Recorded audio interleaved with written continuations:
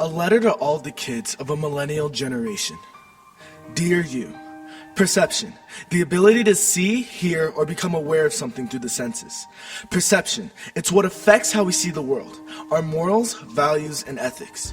Perception can be seen as a tool that propels us forward or a burden that sets us back. The worst day ever. What really defines it?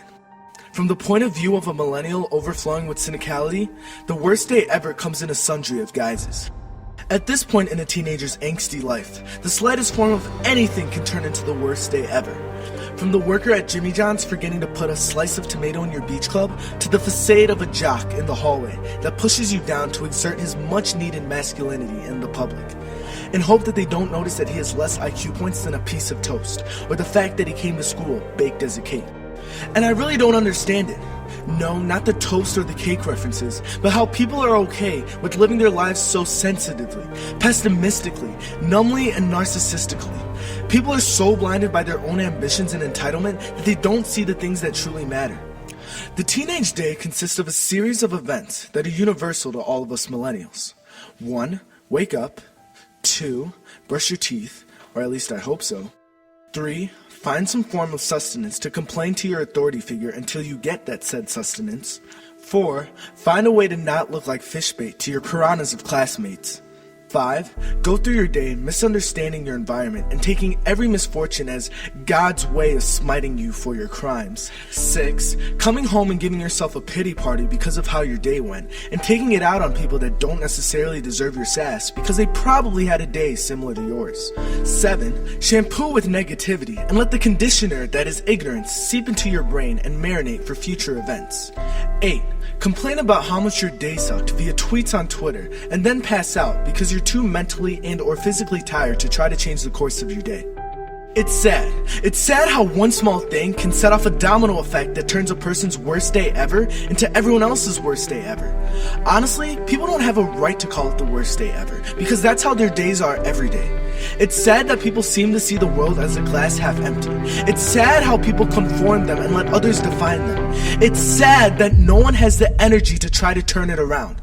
Don't let anyone define you. You write your own definitions.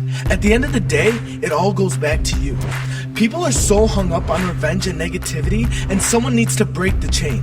A day can only be the worst day ever if you make it seem like the worst day ever. In a similar aspect, every day can be a good day if you make it a good day.